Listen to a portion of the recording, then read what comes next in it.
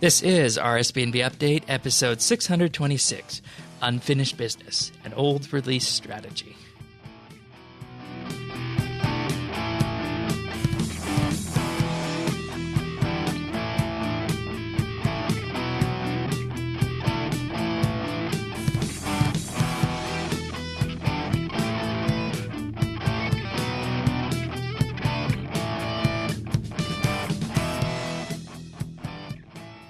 Hello, everybody, and welcome to another episode of RSBANDB Update.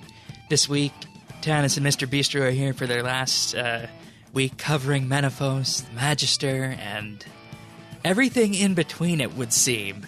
We're doing a little bit of temporal displacement here with this week's podcast because we have a huge news event in terms of RuneScape news that broke Friday afternoon. And for those of you guys who pay attention, Friday afternoons are when the podcast is edited and put out, so it'll be a little bit late this week. So we are going to insert this segment at the beginning of the show because that's just how massive it is. And I think I've only ever done this once before on the podcast. Only once. So that's the kind of situation we're in right now. But glad to have you guys back. Thanks for having me. Yep. All right, so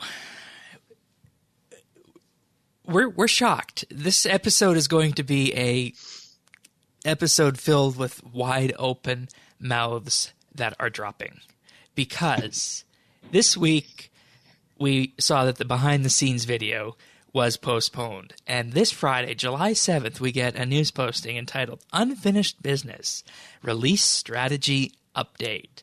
So we're graced with Mod Osborne's appearance here, in which he is talking about what the RuneScape release schedule is going to look like going forward. And suffice to say, after Menaphos, there are going to be some huge changes here. So to get us off started here, Osborne says that they've been in discussion at Jagex for about the last month and been listening to feedback about Menaphos and a few other updates. The focus on Menaphos and the determination to put it out and have it ready for a release at a specific time has led to a neglect of a few other game updates. I think we have discussed this in the past, haven't we? Yeah. Yeah, it's the update schedule was kind of lacking. Right. We all anticipated it was for the release of this. And that's how it would have been going forward, but Jagex has had some huge discussions over the past week, and it's led to this major change. So they continue on and say, many have liked or even loved Menaphos, but, quote, it's fair to say that it's had its problems. We underestimated how much of our focus it would take up, and we've neglected other updates as a result. It's clear that regular updates is something that makes RuneScape RuneScape. The game feels less alive without them. I was utterly shocked to hear this, and I personally agree with the sentiment, but we'll talk more about what we think of this as a whole macro view of this update in a moment. Then Mod Osborne gets to the huge bombshell of this, because you guys will recall at last year's RuneFest, they touted this move to expansions and focus on expansion-style updates. All development on future expansions has been suspended. And that is what is the huge news today, is that all development on future expansions in RuneScape has been suspended. So that means we're going to be going back to a different kind of release structure. I'm assuming as soon as July and August. So this is huge. And along with this, they have doubled the number of developers and testers on the Ninja team. So you'll be seeing more updates like the Quick Prayers, the Dyes, and the Aura Bag in the coming months. Also, on polls, they say while they're flawed, they work. Polls are coming back in a big way. The plan is that we pull as many of our updates, fixes, or improvements as we can. Now, I'll save what I'm going to say on polls until just a little bit later and further on later in the podcast about the poll reset this week. But further discussion in this news posting here goes to discuss the update cycle, and they're calling it Unfinished Business. For the foreseeable future, the Eternals and Titans will be delivering updates that have been promised in the past. They will be finishing updates that feel unfinished and improving the core of the game. Think area reworks rather than new areas, and continuation of old quest lines rather than new ones. Achievements in Invention Batch 2 are part of these updates, and 10 updates that Jagex is actively working on or researching at this time include the bank rework, mining and smithing, the Clue Scroll overhaul, Dailyscape reductions, Invention Batch 2, finishing the achievement system, the Evil Dave quest, graphical reworks including Sears Village and the Witch's House, combat pets, Shattered World improvements to make it more rewarding and varied. The first progress report on this new release schedule will be released on July 28th and regularly thereafter. And they're going to get started this Tuesday, July 11th with a big RuneScape survey, which will prioritize the release of these updates for the community. All right. So, what do we got with this? Because, I mean, obviously this is a huge reversal in terms of what Jagex has been talking about and been promising for a long time. And the reaction to Menaphos, I think, kind of sealed the deal on expansions. So let's start with you, Tanis. What do you think? What was your first reaction when you saw this? WTF. And I'm still spinning. I don't... there's so much, and I gotta be quick. If this should have happened when they were deciding what the future was going to be, this should have came in that time between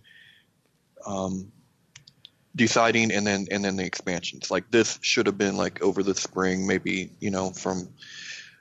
If that's what they want to do, I'm all for cleaning the game up. I'm all for that. But this just makes them look terrible. I don't know what the hell they're thinking. And I still personally believe that expansions are the future. I think I don't know. Unless they're not capable of doing it, and maybe they're not. He hit on the key point right there. That everyone would love to do expansions, and everyone would like to have expansions. But if you do that, you take too many resources away, and it doesn't feel like RuneScape anymore. It's a core business issue, and it's like a chicken and the egg scenario, right? Do you have expansions, or do you have RuneScape? You can't have both, apparently, as we found out. So, but I'm worried about the way he explained it, though. I mean, okay, yeah, we have RuneScape. That's great. And yeah, we're used to weekly updates. Okay. But I find it hard to believe that we're going to get the kind of updates that we really want. I mean, it's going to be more Mickey Mouse stuff. I mean, yes, we're going to get ninja fixes. Yes, there's going to be quality of life fixes. Yes, there's going to be graphical updates, and all that needs to happen. But what about the big picture now? I don't know. I feel like we're adrift now.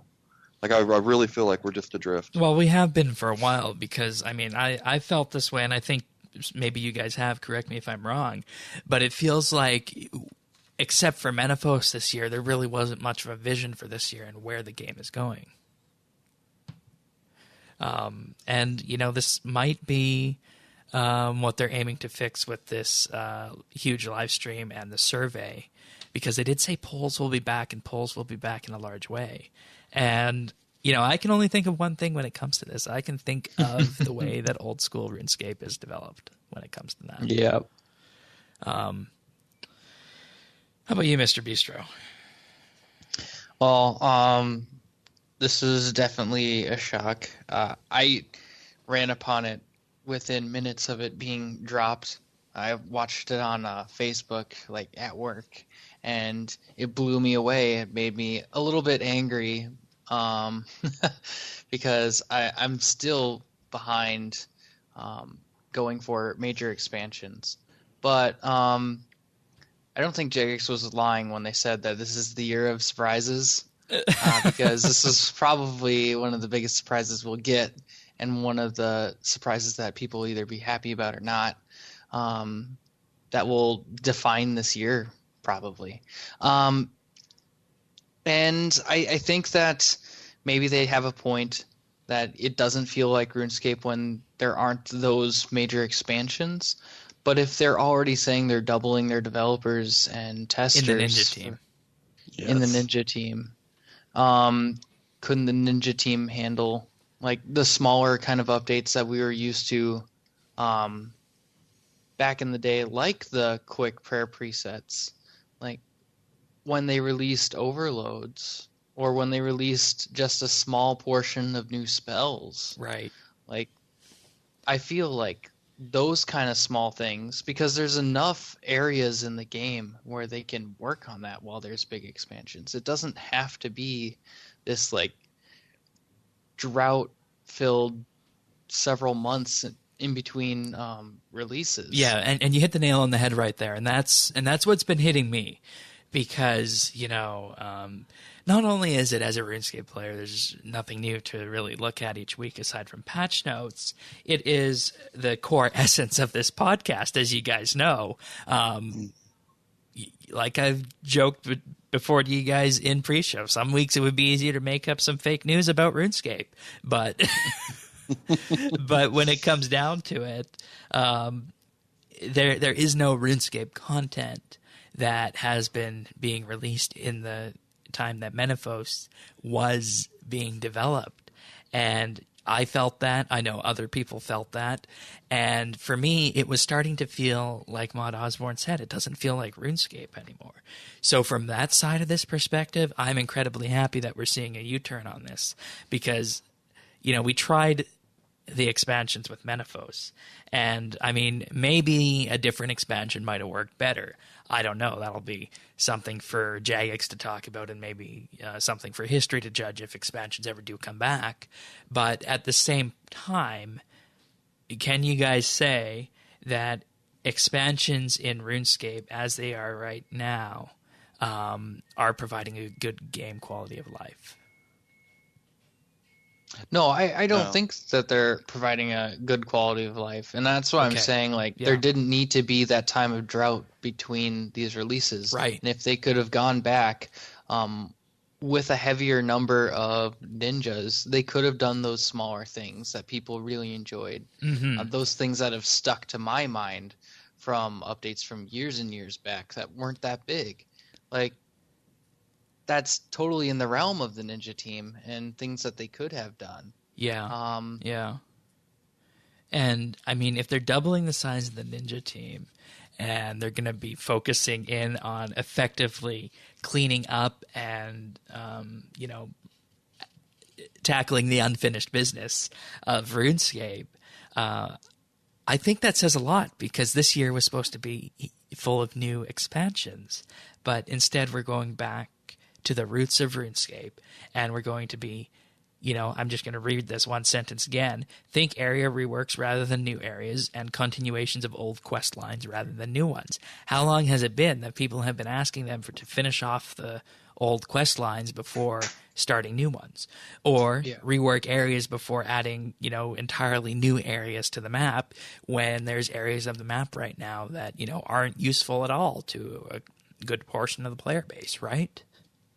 Right. So I honestly think this is totally the right way to go after Menaphos. I do think it's a little bit of a shame, though, that we don't get to experience expansions and a fully developed and expansion that everyone liked when it came out, and an expansion that would really impact the game. It's unfortunate that we won't get to see what that looks like, but maybe, they were saying Invention Batch 2 could have been a part of an expansion, for example. Maybe it's kind of that whole elite skill thing. Do we need an elite skill to add invention to the game? I don't think they knew what they were doing, but I'm a little more pessimistic on this end, because these are things that should have happened. But if you do it right the first time, you don't have to go back and fix stuff all the time. You shouldn't have to go back and fix the achievement system. You shouldn't have to deal with minute falls for a month. Like, you shouldn't have to do that. Yeah. And I've never been one that wants, I know it's RuneScape. I know it's weekly updates, but I've never been one for an update for update's sake. To me, that it just because what do we get for that? We end up with dailyscape, and we end up with go skill and gather some scraps of something. I'm really disappointed with this. Like, it needed to happen, but it should have happened before. Right now, it should have happened a while back, actually. Yeah. Because, I mean, there's been so many updates that have come out that feel unfinished. The Ark, Shattered Worlds, Menaphos, you name it. All of these updates arrive and... Oh, did I mention the achievement system? All of these updates arrive, and they need to be looked at again, and again. And, you know, the community definitely lets Jagex know about this, and Jagex has been responsive thus far on that, and that is a great thing. And, you know, it ideally this should have happened after the Ark, I think. Yeah, no, I agree. But what I'm afraid of, what happens now? Do we just stagnate? Like, the players that play, are they just going to play, continue to play, do the same thing that they do every day, day in, day out? How much time does Jagex have to get this right before we get bored? That's a very good question, because, you know, in a lot of ways, this is equivalent of two things. It's equivalent of, you know, getting sent out somewhere, sending out, say, a Navy destroyer, for example, on a 6-month mission, but 2 weeks into that mission, it gets called back because of a major change to Navy doctrine. That's one classic example of this, of what this would be. Another one of it is that we're inside of a house that is in need of repair, and we elect to focus in on the outside of the house to make it look better, add more, you know, curb appeal to it, and then in the meantime, you have to live inside of this house that has some leaky faucets, maybe some electrical switches that don't work properly, and you realize after you get a shock one day from this electrical switch that you need to live with the renovations and fix the house. So people are going to need to, I think, live with this for probably the next 6 to 8 months, as soon as some of these projects, you know, start getting ticked off the list. But I think where the direction and optimism will come in for players, if this is done correctly, big if there, and I'm more confident today than I was yesterday on this, because Jagex, of course, decided to reset the poll regarding the skill pets, and presumably they will learn from this and learn what options to set on polls going forward, is that if polls can be done clearly with a majority support and without bias, maybe we could get something great out of that. Yeah, I think a lot of what went into leading them to go for this, because you have to believe that they've been talking about this within the first week of release. Oh, yeah. Maybe even before. But there's just been so much negativity. And I think if we were to go back and listen to ourselves in the past on the show, how many times we've talked about, like, oh, believe me, I know. Become. I know. I'm sorry to cut you off, but I know how we feel. I listen to this and I hear this, and it takes a toll on all of us. You, Mr. Bistro, Tannis, Sirion, everyone who's been on the show over the last month is feeling it. Yeah, it's just gotten so bad, and it's not just bad on RS3. It's bad in old school after a couple things went awry.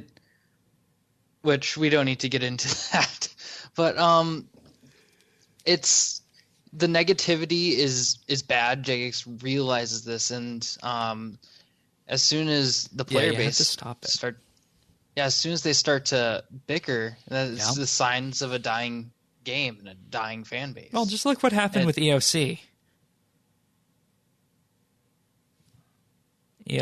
Half the community was split on EOC. And it was because there was bickering in the community. Jagex didn't address it, and it just reached a breaking point. bot wars as well. People quit because of the bots. The bots were eventually vanquished. And I haven't said this on air, I don't think, but we're at a point where we are on the edge as a community, just like we were with EOC and just like we were with the bots. And that feels so weird to me because to me, those things were defined. There were defined positions. You saw it coming. You felt it coming. Now you feel it and you don't know what's going on. To me, there's nothing that is not defined. There are no, like, it just feels like something isn't right. Something's missing. Yeah, I don't know why exactly we're right. at, you know what I mean? There's nothing to grab onto. There's no side to be on. You just feel lost. I don't know.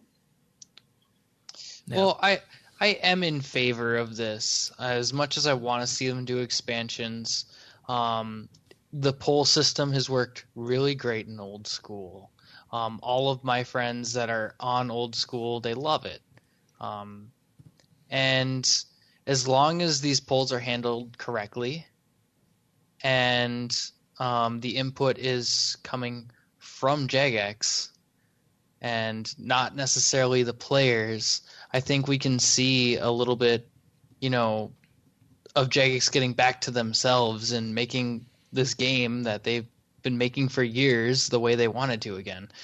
And it sounds like these polls will just be a priority, like determine which ones will come out when and whatnot.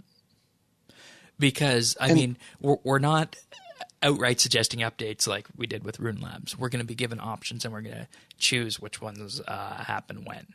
And I don't see a problem with that so much because these updates are, going to be well thought out, presumably by Jagex. So. I mean, originally that's what the polls did. That's how they decided. That's how we got Priff before Invention and all that. But, I'm curious and almost a little surprised because I didn't know that if you would come down that way, Shane. Because to me, I really don't know if we should be the ones prioritizing what their agenda is and what gets done. If you're making grand decisions and you're adding new stuff, then no, you shouldn't ask the players what kind of new stuff to be added based on an update title, a couple sentences, and maybe some concept art. No. We shouldn't let the players to decide that. It would be like the equivalent of asking what people want in the next version of Windows 10 or iOS, because only Microsoft and Apple can imagine that. But on the other hand, we have a list here of 10 tangible updates that we can see and we can prioritize. A bank rework, we know what that means. We know what the mining and smithing rework looks like. We know what a clue scroll overhaul would be. We know what Dailyscape is. We know what Invention is. We know what the achievement system is. We know Evil Dave. We know how graphical reworks look, and we know how pets work. And we know how Shattered World works. So if we're asked to prioritize these 10, the players can make a pretty good guess as to which of these they want and which will, in essence, elevate the community in that regard. Right now, if I had to pick my top 2 of these things that need to be fixed on here, of these top 10, it's the Mining and Smithing rework and Invention Batch 2. The 2 of the oldest ones. For me, it would be Invention Batch 2, and it's not in the list, but it was mentioned in the video, the construction update. Ah, yes, there you go. I knew they were working on it. They have to be. They brought it up again. Like, it's just popping up all over the place, just when you least expect it. So, I mean, ultimately, I think what this enables and what it means going forward for Jagex is a return to quintessential normalcy. RuneScape. A return to normalcy. There you go. You hit it on the head. Because, it hasn't felt like our normal game since the tail end of last year when we swapped to one larger update a month and then patch notes, right? It hasn't felt the same since then. So no, it hasn't. I'll give you that. I mean, that's true. And I was willing to go with that for a while because I've always said I would rather have them. I'd rather have a big update that was done right and wait, but I'm just not sure I'm not sure that they're capable of doing that. Maybe this is, I mean, and it's not like I don't mean that in a bad way, actually. I just mean like it's just not their style. Maybe, what they did was what they do well and shouldn't have messed with it. I don't know. Yeah. I am worried. I'm not gonna lie. Yeah. I'm a little worried with this. All right, Mr. Bistro, you have anything else before we move on? I don't think so. All right. I think we'll just have to see. We'll just have to see what's on the survey, see what the progress report on the 28th of July looks like, and then strap in because we have no idea what the rest of the year looks like now. So yeah, that survey is on Tuesday the 11th. That's right. If that wasn't mentioned before. Yeah, Tuesday the 11th, going to be a big day. Alrighty, well, let us move on to the Magister then. The final update in the Menaphos saga. Magister, of course, these are the keys that people have been gathering in the Slayer dungeon. You do need 115 Slayer to kill the Magister. You can do it with less, of course, boosting it with one of the Wilder Pies, so I believe that would take you down to 109, so that works. Also, I used. Oh, you did? Okay, what's your Slayer level right now? I think I am 114. I'm either 113 or 114. Okay, so it's right not too there. bad then. Not too bad. So this is inside the Sophanum Slayer dungeon, and you summon it with a Soul Obelisk. So, how does this go for us, Tanis? What happens? Well, when you start to fight, it's like any other fight, in the beginning. People are having the best luck with a mage setup or range setup, so that they can kind of keep moving. Think like legions, only you don't have to move quite as much as that. But as the fight goes on, is where it gets tricky. It is more of a DPS type of a fight, because you kind of have choices of whether to go after the Soul Obelisk and try to keep yourself from losing your constitution, or just sticking on the Magister. Right. Yeah, spoiler alert, keep on the Magister. Because what happens is during the fight, he will summon like it's a Soul Obelisk, and that will take your constitution down. So your food isn't healing you as much as it would. So you need to have super restores to offset that. Do overloads work? Because overloads boost the constitution stat? I don't know about overloads. I think no, they don't boost constitution. I think it's the super restores is what I've been using. That's what everyone's been saying. Yes, that makes sense because overloads don't affect the constitution level, so that wouldn't work. Hence why you want the restores. Right. And so there's a couple other little mechanics you kind of have to watch out for. One is he'll throw a bomb. It'll do like 4k damage. Now, if you're close, and you will get a message in your chat box that says like, watch out or get out of the way. I don't remember what it says because, frankly, I've never seen it.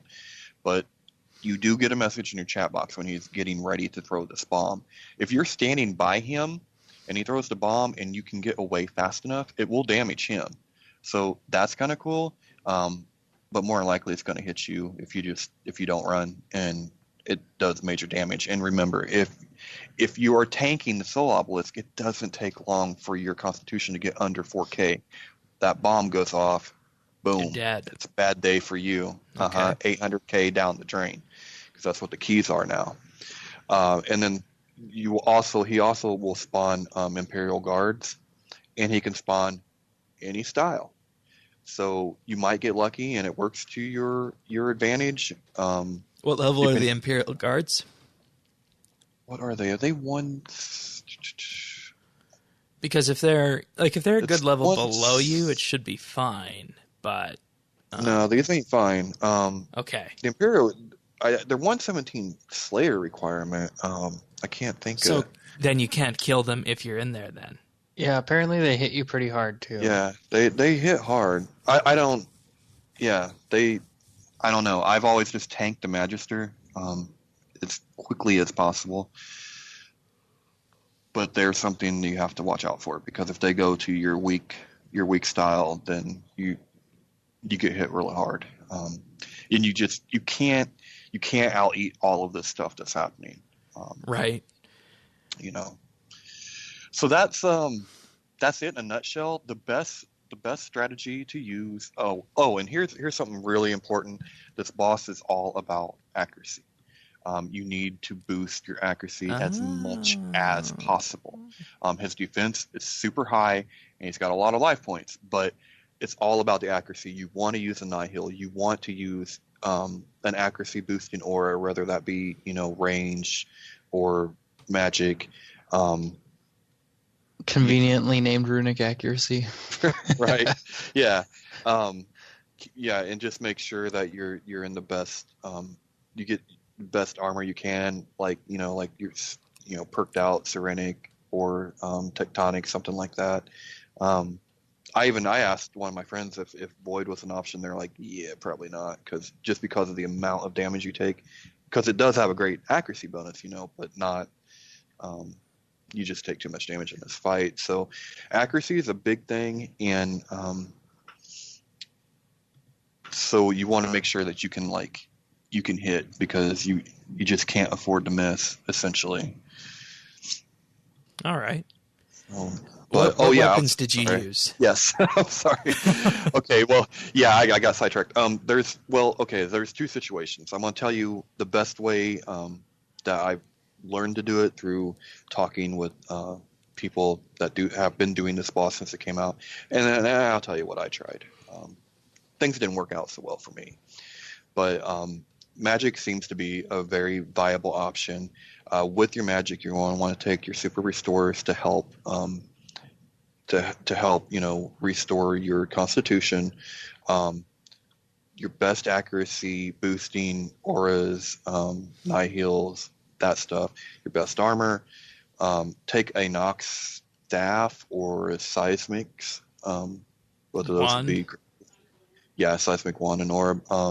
Unless you're just a big baller and you can, take the T92 staff, then more power to you. Yeah, that. Okay. Yeah. So that is that's basically. And a lot of people are using a Gothic staff, because the Gothic staff has that a spec on it that is an infinity spec, so that will take him down, and you can hit him a lot better with that. So that is something that people are taking to do a switch out. The other option, and I haven't heard of anybody really doing this effectively. No one's really doing melee, but Quake does have an infinity on with that ability, so you could try that. I wouldn't recommend it. But yeah, the Gothic staff has the infinity spec, and that will help you out a lot. What does the infinity spec do? It takes their defense down, all essentially. Right. All right. Yeah. And of course, this is a solo boss, and if it wasn't a solo boss, you would have a whole host of other options of getting people to come in as debuffers and whatnot. But you can't do that. No.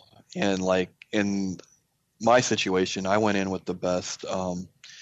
I have better range gear than I do magic, so I tried both styles, but I had tier 90 in range, and I could not stay away from the bombs, because in my situation, I couldn't see the message, and I didn't see it on the ground, and it was just boom, pop, dead. So that was bad.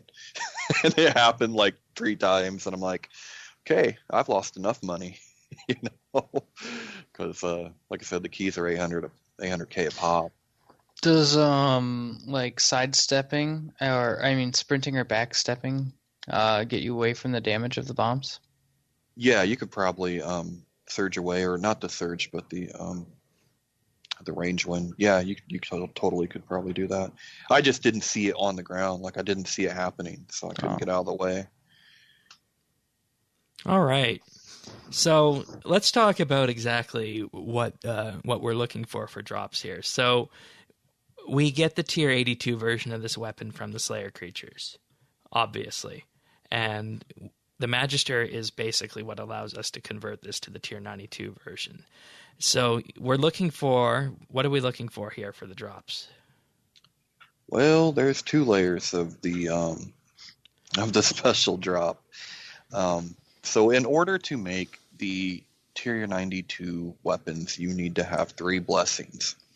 In order to make a blessing, you need 100 scraps.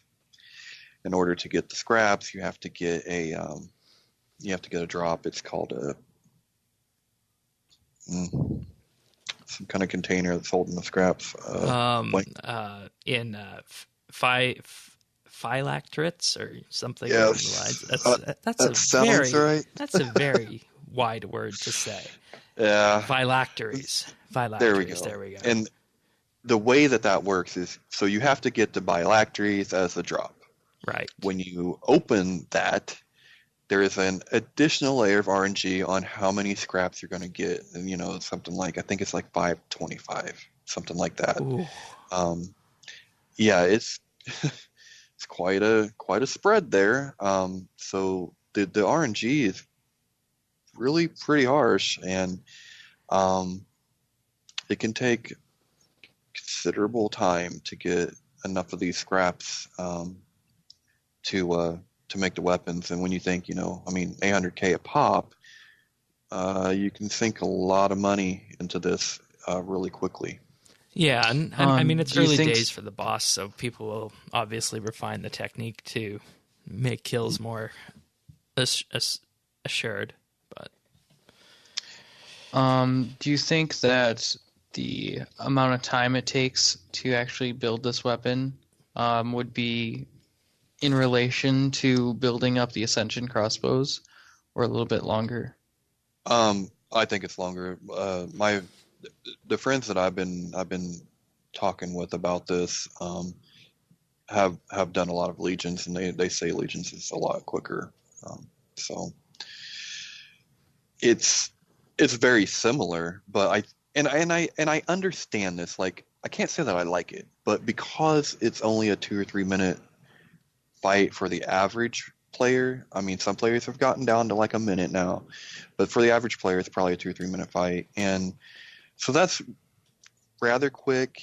So they want the Tier 92 to remain, high and have a good value to it. So, I mean, I get it, but it's rough. It's rough if you're out there trying to make the weapon. I would expect that those keys would drop to probably close to like 350, 400K over time.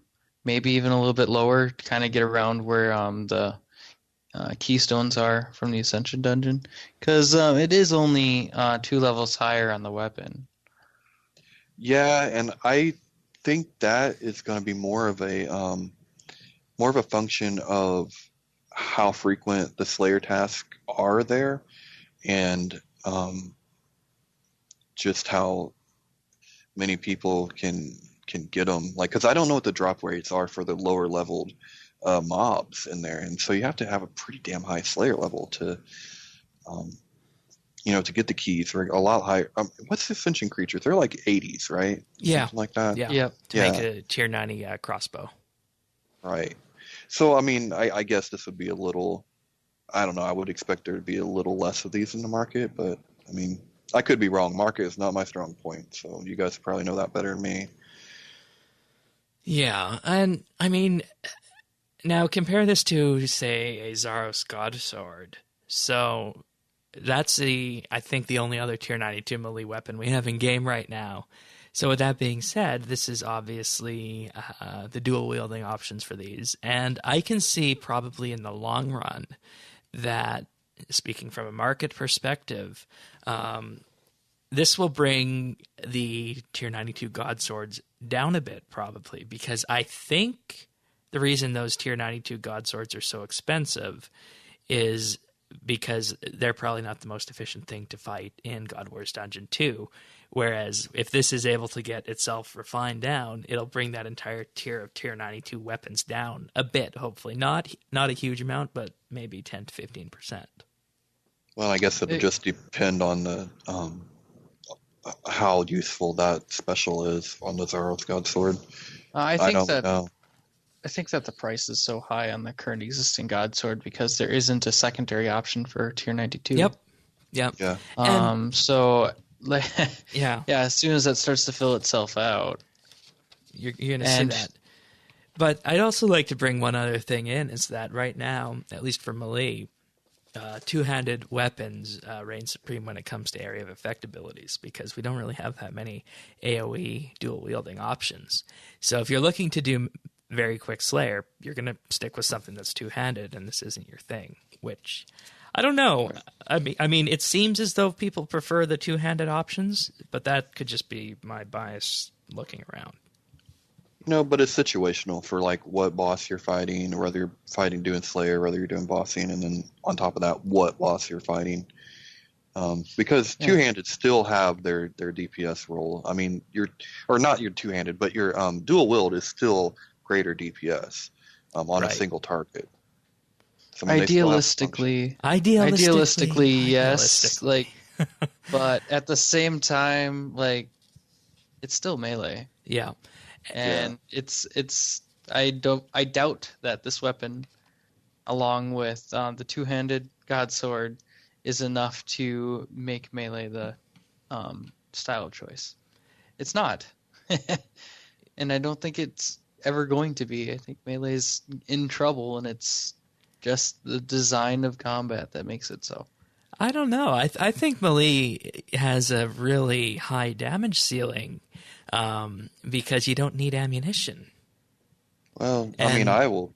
Ammunition-wise, we're stuck at tier 90 for magic spells and arrows. Whereas with melee, they just put out a new weapon at tier 92, and it's got the innate damage value of a tier 92. Yeah, but you got to be so high in order to be able to switch to melee style if you want to take that bonus. Like, oh, you mean to use it on everything? Yeah, to use it on everything. Okay. Yeah, I guess that would make sense. I wouldn't use it on everything, but if what I can do, I can use melee, I will, because I'll prefer that every time. And then on top of that, like, I don't know how many people actually use tier 92 for Slayer tasks. Maybe it's different with higher level Slayer creatures now, but at least from my perspective, I wouldn't be spending my money with those weapons on Slayer tasks. How about tier 90? I would probably do tier 90. Okay. All right, fair enough. We also got the Gloves of Passing, which are level 85 melee gloves. They have a special effect. After using Havoc, the damage of your next attack against the same target is boosted by 7%. So that's kind of interesting. Nice little synergy there with that ability. So anything else on the Magister mechanic-wise before we look at some of the other things it drops, as we talked about NPC drops last week? No, I don't. I don't have anything else. All right. How about you, Mr. Bistro? Not really. Okay. The drops just really weren't that enticing. Like, even the Queen Black Dragons drops, in my opinion, still look better than this. But oh, there's lore journals also. They're guaranteed drops and from the Magister over time, and these are required, of course, if you want the Master Quest Point Cape. Forgot to mention that, though we did mention it in the behind the scenes. Yes, that's right. Other things on this drop table include Bird's Nest, 20 noted at a time, Crystal Keys, Dragon Stones, Dragon Arrowhead Tips, Dragon Plate Legs and Plate Skirts, Rune Plate Bodies, and now some of the things we were talking about as to drops that should be removed. Rune Bars, 8 at a time noted, 15 noted Ranner at a time, 15 noted Toad Flax, Corrupted Magic Log, stack of 100, Weapon Poison, Water Talisman, Rune Battle Axe, and Standard Battle Staves in stack of 15. So there's some questions here about how this would go in a potential drop table rebalance. I think the biggest offenders here would be the Rune Bars, the Herbs, the Logs, and maybe the Battle Staves. So, all right. Oh, and also, of course, the soul fragment, because you can apparently put the Magister in your Slayer dungeon, I guess. Was that why it would drop? Yeah, apparently it drops the soul fragment. Huh. Well, it does require Slayer to kill, right? Yeah. I mean, yeah. I guess. I don't know. I don't see an advantage, but I don't see a disadvantage either, so I don't know. So does that mean you can actually get assigned the Magister for a normal task? That doesn't sound wait, right. yeah, that doesn't make any sense. Like, it'd have to be like a Reaper task. Well, it's kind of like how you can put a tormented demon in your dungeon. I don't know. You can't get assigned tormented demons, can you? I think you can. Huh. All right. Well, there's a little bit of a confusing thing for us here at Update. I don't have 99 Slayer, so I'm not doing the Soul Pokedex, so you guys can have a look at that at some point. And I haven't gotten a kill, so couldn't try it. I don't know how I feel about this drop table. I don't think like you say it's not enticing to you, but at the same time, with the things that it's dropping, it doesn't taste right. So it's overall a bad drop table. I think so. Yeah. I mean, the value isn't bad. Well, I mean the value's okay. I don't know what we're expecting from this. Bad. It's aimed to be a 2-minute boss kill. So maybe value will get better with time as the keys drop in price. Maybe. Yeah, that's possible. But I mean, there's nothing in here. It can't just ride on the tier 92 weapon. Yeah, because there's nothing in here that you want to disassemble.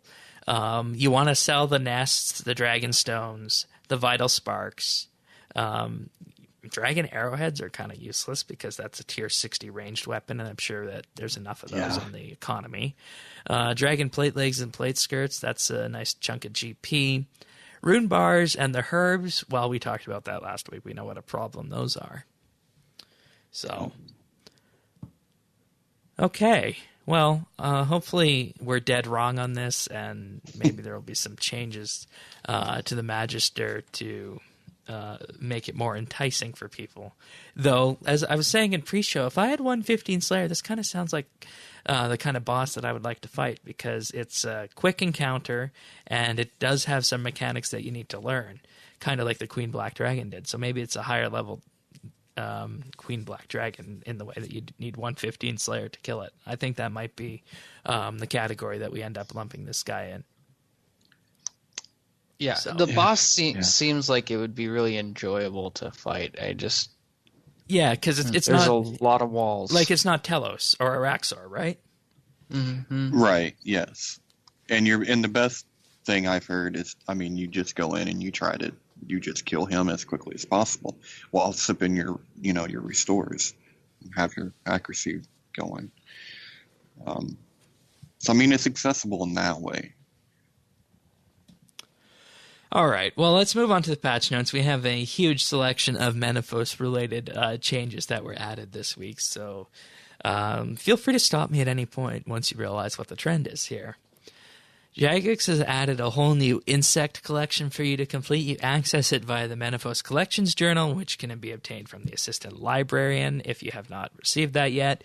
This is, of course, the same journal with the cats and the stones in there, the gemstones, so you can complete that little checklist.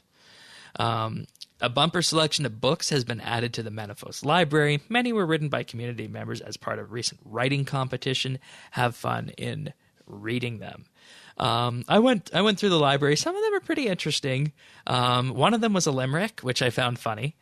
So Jagex did manage to get the humor in, as was inserted by the community.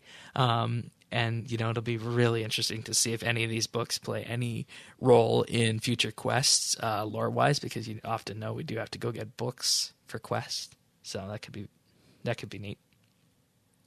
A daily challenge giver, Challenge Mistress Rashida, has been added to Menaphos, and she now stands near the Pharaoh statue by the Menaphos lodestone.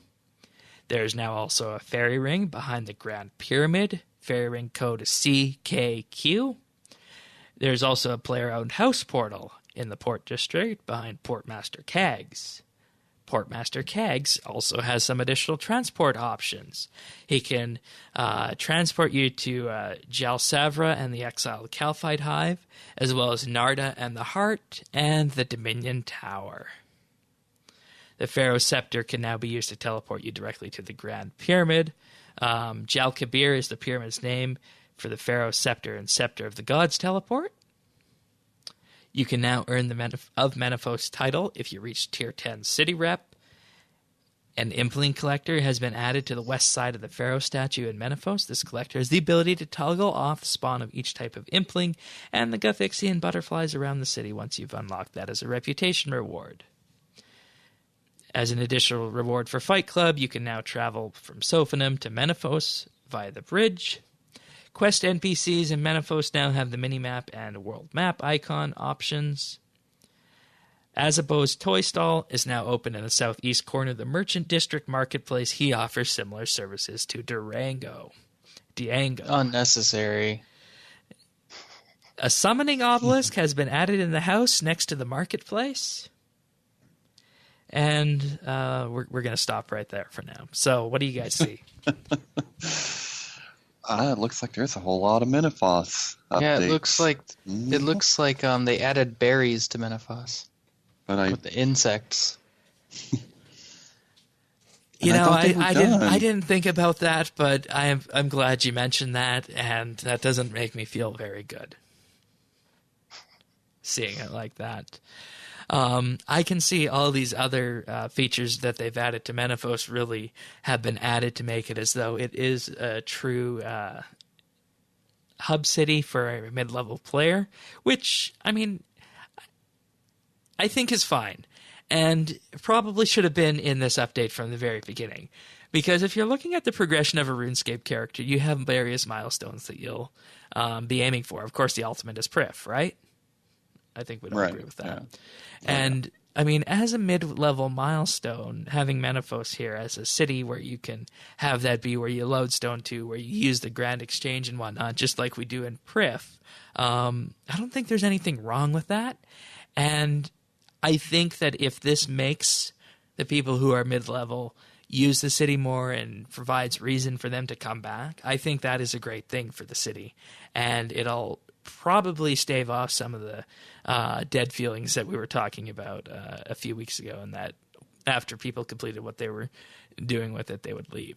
So I'm actually happy about this, but it should have been added at the very beginning, I think. You guys feel the same way? Absolutely. This was supposed to have everything. Don't they have a list? Do they have a list to check all this stuff? Because this should have all been. I mean, it's all pretty simple, and it's all quality of life. It should have been part of the expansion. Yeah. That's what makes it an expansion. Yeah. And, the most painful thing, though, is the insects, because this week we have the insects added, and, that's something for people who don't want to do combat to collect. But on the other hand, we have the combat event for the people who are involved in that. So, I mean, it feels as though we have a high-level combat option here, but there's no high-level skilling, which I guess we were expecting from the very beginning of it. But I don't know. It just doesn't feel balanced in that regard. So, and I mean, sure, Slayers are going to be spending their time here, but I don't know if anyone who doesn't do the Magister or is using the Slayer dungeon is going to spend their time in Menaphos. What do you guys think after this? Excluding the mid-level people who will use this as their hub city. I don't think it changes anything.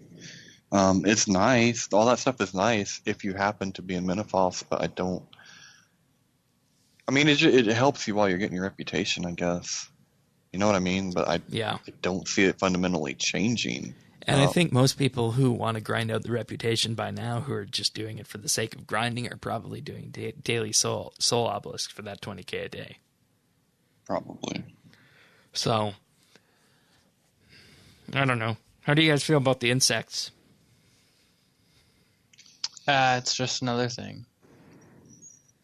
I really don't have an opinion about it. It's just kind of bland, I guess. All right. How about you, Tanis? It's, yeah, I mean, it's okay. I could have done without that. Yeah. You know. Like, I mean, the gems and the cats were enough. We didn't need more stuff to collect in Menaphos. It's not like we enjoy collecting that, I don't think, because, I mean, it is a simple click on something luck. There's no real gameplay to it. You find it, you collect it, you note it down, you're done. So, I don't know. It just feels kind of one-dimensional and really wasn't needed here. And when you compare that to the Slayer dungeon, which I think is incredibly novel, Magister, which I'm going to say is novel, but has reasons for people not fighting it currently, I think we're seeing the traditional disparity between the combat side of the game and the non-combat side of the game. And that's ultimately what it comes down to. So, yeah, and there just needs to be more creativity put into the non-combat side. Yeah. Okay, you hit the nail on the head there. More creativity on non-combat. That's a perfect way of saying it. All right. So, continuing on with the patch notes, there's now a graphical rework to the Desert Swamp, which is east of Sophanim, which is good, considering that deals with one of the Elder Gods, so that's nice. The gold version of the Slayer Master title, provided you have already unlocked the silver version, now reads red, not silver. To unlock this, you must complete the Slayer Codex and beat Morvrin's Platinum Rush of Blood challenge. It's going to take some time for people to do that, I think. So, let's see. Cat the Cat has been rehomed near the Soul Altar. Oh, okay. Yeah, I mean, that's interesting that's there, but I just figured I'd throw that in. Yeah. Also, multi-hit special attacks such as the Dragon Dagger, Dragon Claws, and Armadillo Battlestaff special attacks once again hit the correct number of times. I wonder how many times it wasn't hitting. Yeah, I wondered that when I read those too. No. Block task can now be given by a Slayer Masker when the Slayer Mask for that type of creature is used. All right. That's good. Hassan can now be seen on the Alcarid Palace roof from multiple levels during Jack of Spades. Menaphos' reputation now caps correctly on the tooltip. Not sure what that means. I don't either.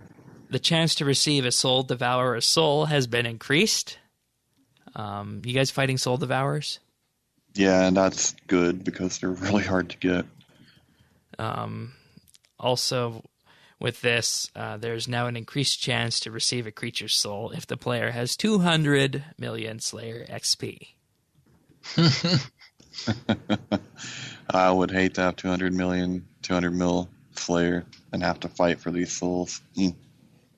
Right, because you're not getting XP, and I mean, the best you're getting is the drops. So yeah, it'd be rough.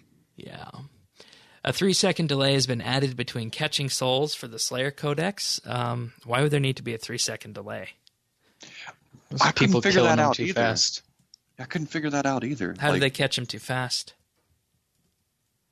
Well, I think it has to do with needing the time to actually do the fill animation. Because once they're filled, they're no longer stackable, but they're still all named the same. So something else has to be done to signify what's inside it. Okay. All right. I think that makes sense. Simona... Oh, sorry. Continue? No, go ahead. All right. Simona now only assigns scorpions, desert lizards, and crocodiles if the level requirement to kill them in the Sophanim Slayer dungeon is met. All right. Okay. An issue that was preventing quest point total from being updated correctly until logging out after completing Crocodile Tears or Fight Club has been fixed. Excellent. I noticed this when this happened, and it was a little terrifying. Oh, God, I'm not going to get this quest point, and I'm going to be one short. Oh, no. It is no longer possible to change action bars by clicking the number or drag items to them when they're locked. The fail rate for crossing the Vine Agility shortcut at Herblore Habitat has been lowered. I actually failed this agility course this week. I was farming some herbs there to make the Juju farming potion, and I failed this. So They should do that all around. If you're 99 agility, you shouldn't fall. You just shouldn't fall. yeah, I agree. Yeah, but talk about an update from the past that had staying power, though. Yeah, and see, that's the thing. This is still a good hunter method. It's a great way of getting those Juju potions. You need them for the perfect Juju potions. It's there. So, not to dwell too much on things, but Herblore Habitat still works. Mammoth tusks are now 100% dropped from Acheron mammoths, one of those Slayer creatures that was added back in November a year and a half ago. Which I guess is good, because, I mean, do you guys like those Slayer creatures like the mammoths and whatnot? You know, it's only 2 more spots. I mean, I'm glad that they're going to drop every time now because that makes them somewhat of an option. But Yeah. you know, it's never going to be the yak. You know, I think they probably should think about some kind of functionality added to it. Yeah. Because it's just not enough. But, you know, the thing is, maybe there's too much yaks being used, and this one wasn't being used, so they just thought, okay, if people are doing this, they're going to fill the market with these tusks, and they can be used to create the mammoth pouches. So, But there's a real reason that people use yaks so much. why is that? They're cheap? Yeah. Yeah, and that's what everyone does. Double XP weekends, you can get your hides from, up there on your 'cause islands, and they take the crimsons. Yeah, these take crimsons too. So pretty. Yeah. Also, this could make mammoths worth doing, because right now these tusks are going for 114k GE value. well, I mean that's good, and some people don't mind them. I don't like them at all, but some people like them. All right. There was also a undocumented thing that Jagex did. At the beginning of June, you guys remember that you could get the Semid gloves from Treasure Hunter again, right? Mm-hmm. There was a case, a weird bug with some players where you would get gloves that were had no charge to them, so they were useless to you, even though they should have been fully charged. I was one of these people when I got those, and Jagex sent out a mail to everyone who was affected by this and said that we have given you a fully charged set of Samit gloves. You'll find it in your bank, inventory, or Diango. So this wasn't mentioned in the patch notes, but if you find a pair of Samit gloves in your bank, that would be why you found it. So, yeah, it's a nice little thing that isn't documented, but Jagex did. And they sent JMod mail out to everyone who was affected by this. So, Yeah, at least they did that. I didn't get any of the gloves, so I was completely unaware. Blissfully unaware. All right. The anti-poison totem can now be worn in the pocket slot with no defensive stats and reducing poison damage by 50% except in Pyramid Plunder, and it is also still possible to equip this in the offhand slot as before. So. Okay. Yeah, I mean, no one. I think people have heard of the anti-poison totem, but I don't think it's an item that's used all that often. I didn't know it only did 50%. Yeah. When I used to use it, it was 100. Maybe it goes down to 50 as a penalty to be in the pocket slot. Oh, maybe. And, that's the way that I read this as well when I was reading the patch notes, is that you only have the 50% when you're using it in the pocket slot. So, That would be my guess with this, but of course, Yeah, further 'cause- testing will be required. Yeah, as I ran through Pyramid Plunder for 99 Thieving like 3 or 4 years ago, I just carried it with me in my hand, so Right. Okay. I never got poisoned. You ready for the controversial patch note of the week? Let's do it. The filters on the chat interface have been repositioned to better display them and increase usability. That shouldn't be controversial. So basically, the chat box was changed this week. What you have now is you have a compressed display where on the left-hand side you have a filter, which allows you to choose what messages are displayed. And on the right-hand side, you have a gear that allows you to access all of the customization options for your chat box. So this removed, I want to say, probably maybe 8 to 10 buttons in total from the chat box. And it made it a lot more compressed. And I think it looks nicer now, and it serves its feature more as a chat box, right?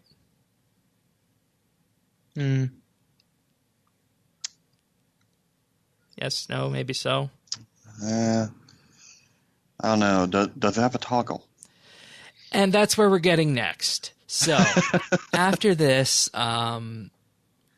there were some questions about this, and Mod Shawnee made a forum post about this and said that the chat box is going to be changing up a little bit more in the future, and he included a mock-up of what it is going to look like. So they're going to be bringing back the chat buttons while also reorganizing them, and the game messages and broadcasts are kept in one section, whereas your multiple chat filters are going to be in another. And you're going to be able to minimize the chat box if you're happy with your options, giving you more room for your chat. And some of the other chat box options are going to be moved into the settings button, which retains the dynamic component that was used in this update. And this is also going to be able to allow the chat to be more streamlined. And there will be colored tooltips to indicate the option choices for each chat button. So he further says that with the chat box update on Monday, we made optimization changes which weren't mentioned and I think should be. Removed over 100 hard-coded buttons embedded into each interface.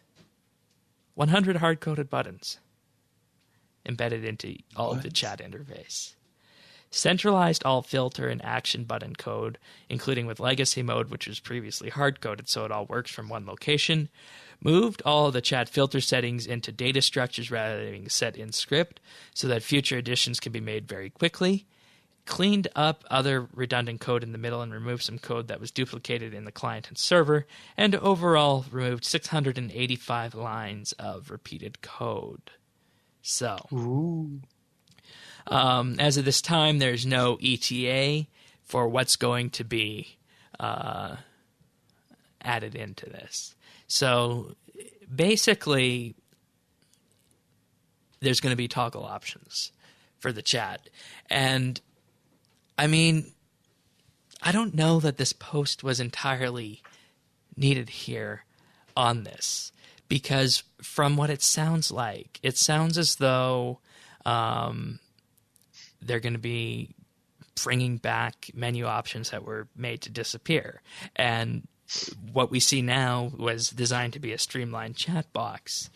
So the question I'm asking is, why are we resorting to the level of a community forum post for chat box options? Maybe I'm just old-fashioned and this doesn't make sense to me, but a chat box seems like a fairly rudimentary thing that Jagex can design on themselves. Yeah. It goes back to what what you talked about repeatedly. Be brave. I mean, come on, it's a chat box. Be brave. You don't need our input on that. Are we developers? Do we know how to make a UI? Yeah. I don't get it. And I mean, I don't know why it was needed, because it feels as though that there's always some vocal segment of this population who are going to find an issue with whatever Jagex puts out. And I mean, there are probably some problems with the way the chat box was redesigned. I will admit that.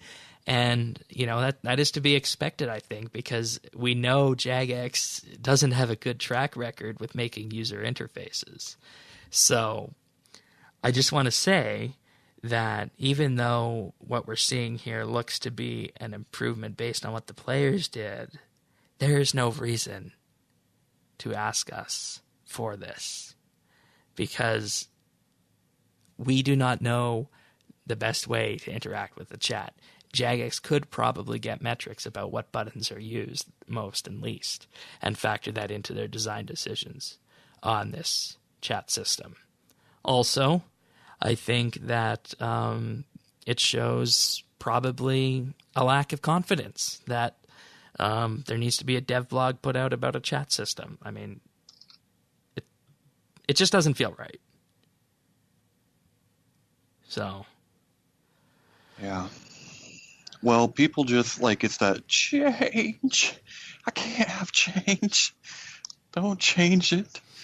But I mean, it actually made it. There were problems, but I thought it made it a little better. Oh yeah, I like what we have now, and there are clear labels now for what each button does, and there's no guessing. Yeah.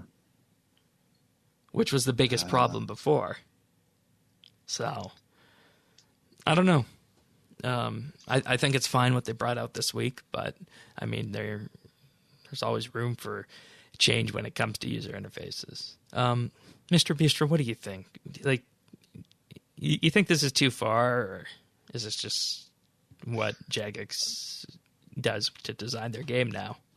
I think this is what they do to design their game now. It's a sad thing to say, but I don't know. I'm super tired of this, and it seems to just keep coming up. Yeah, and I think this is what happens when Jagex takes community involvement too far. Yeah, I agree, and we're gonna actually move on to that right now, if you guys are ready to. Okay, why not? So, this week we got the polls for the first batch of combat skill pets, as well as an update to the Vitalis drop for that Virago pet. So we'll start with Vitalis and Virago. So this is about adding a drop threshold. So they say, akin to how other boss pets are dropped, should the Vitalis drop from Virago have a threshold of 1,000 to improve the chance of dropping every 1,000 Virago kills? And note, you can only vote if you have 1,000 Virago kills, 18 plus boss pets, the final boss title, or a Vitalis unlocked. 68% say yes.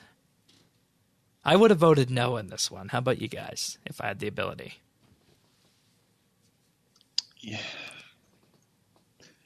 I don't know. I don't know how I feel about this, because part of me says it's good that the community that's most affected by it is what is being pulled, but at the same time, I'm kind of surprised that they're voting yes, because you would think they would vote no. To preserve their, preserve the prestige of that pet. Yes, yeah. So I'm really kind of confused, because, I mean, it's a pretty limited pool of people that can vote. I don't know. I probably would have voted no. I don't know. I'm a long way from a Vitalis, so. Yeah. How about you, Mr. Bistro? I don't care about boss pet drops. All right, fair enough. So that's poll number one, and the potential issue surrounding it is that it's limited to a very rare pool, people who have only fought it so far, and it doesn't give people who might fight Virago going forward the input on it, which, I mean, I think I would have lowered this a bit, because what's to say someone who is level 100 today in 2 months is not going to be wanting to fight Virago, right? Yeah, and that's part of what I'm kind of conflicted about. about the who was able to vote in this and Yep. stuff. Totally agree. So there's that. And then we also have the options for the attack and constitution skill pet. So I'm just going to read through these right now, what we have for the attack skill pet. 30% are voting for Sifu, 11% Duke, 17% Monty, 13% Zauberschwert, 23% Tau, and 3% Don't Mind. I voted for Zauberschwert, not only because of the way it looks, but because I like that name. Zauberschwert. Don't you guys? Sure. And that's a little Sounds bit. Russian. No, it's actually German. The Schwert. Oh, is it? Zauberschwert, Okay. yeah. Zauberschwert, okay. Yeah. And you can see options of this in the voting menu. And, you know, it looks kind of wispy, and ultimately it's got swords following it. So it's going to be some swords following behind you. So it's going to look neat. Sifu is a dragon. Duke is a ferret musketeer. Monty is the python. No. What? No, not a ferret musketeer. Yep, no. That's what it is. No. Of course, Monty is a python. Yeah. Yes, that's awesome. And Tao is a panda. So, I voted for the Zauberschwert enchanted sword. I want Monty. Monty's Monty python? Python. Yes. That'd be great. I think that might win out. No, Sifu is winning right now. Why? Right. I don't know what Sifu is, but Uncultured. yeah, it's like a dragon. So there's that. And of course, these were all submitted by players with the player mock-ups here. So nice that Jagex actually did that for the players. Then, of course, we have the Constitution skill pet. Options here are 21% for Amy, 5% for Dr. Imp Pain, 5% for Hertz, 35% for Morty, 30% for Eliza, and 2% for I Don't Mind. In this one, I voted for Eliza, basically because Constitution deals with your health, and this one appears to be a fairy doctor that will look over you. So that's why I voted for Eliza here. So, what would you guys vote for? Amy is a red panda. Dr. Impane is, of course, an imp with a huge syringe. Hertz, the healer, looks like a Jad-type creature. And Morty appears to be a lizard. So. I don't know. I don't know. I would vote I don't care, but in spite of Rick and Morty, which I'm assuming is why that's ranked so high. Yeah, that's what I'm guessing. I probably would have gone with that too. All right. Me too. Okay. They would have got me. So you guys ready for the next part about these polls that throw everything into whack? Or out of whack? Yeah. So on July 4th, Mod Kelpie tweets, "Today we will be restarting the combat pet polls." And this is, of course, linking to a Reddit thread. Kelpie says, "Hey everyone, quite rightly, the integrity of these polls has been brought into question. Therefore, today we will close the current combat pet polls and restart them from fresh with a further I don't mind option, which will be the default option." All right. So main issue here is that these polls started out and the I don't mind was not the default option. So that led some to believe that people would just click OK and vote without changing their vote, changing what the voting option is. Unfortunately, I didn't manage to grab a screenshot of what these polls were before the start of it.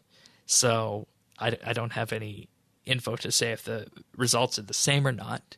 But furthermore, the poll will end on Monday, next Monday.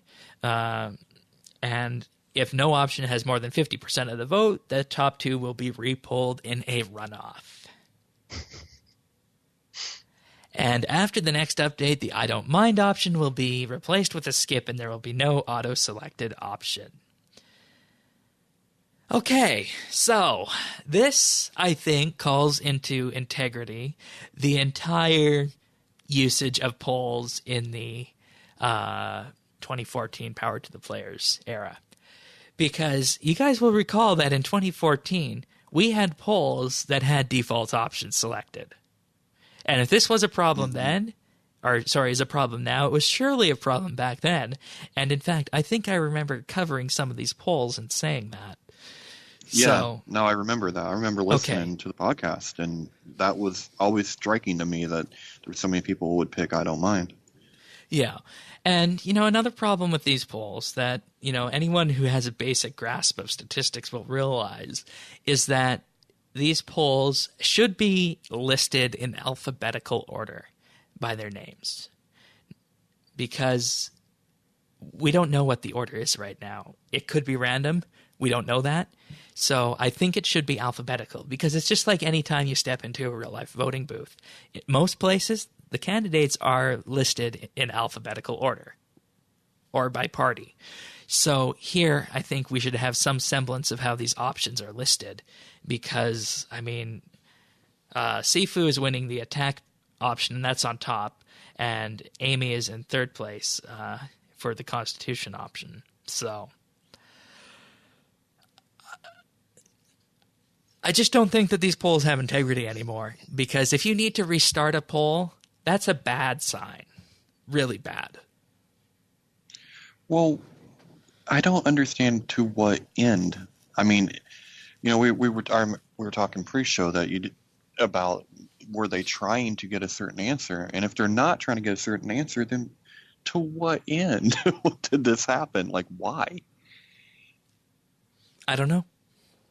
It doesn't make sense. I was just scratching my head because it doesn't make sense. Yeah, And notice, Shane is at a loss for words. Yeah. That doesn't happen very often. Because we had so many options of what was going on here that in 2014 that shaped the way RuneScape went. How many of these options could be called into integrity? And aquarium. Sorry, I had something in my throat there. Nobody voted for that shit. That's what I thought all along.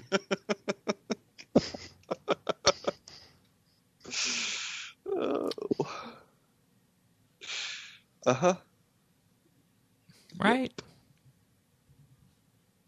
At the same time, hey, if they screwed it all up, we got Priff out of it, so forgiven. Got Priff. Apparently in the first round for the attack pet, Sifu and Tao were tied.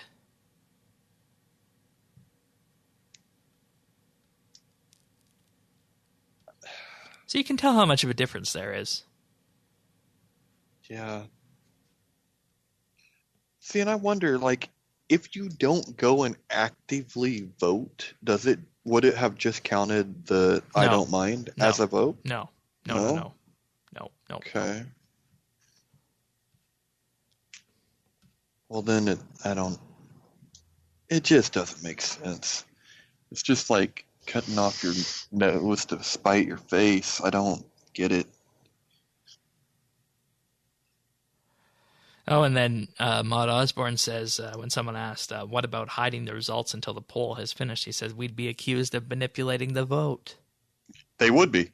Yeah, he's right. Yeah. Yeah.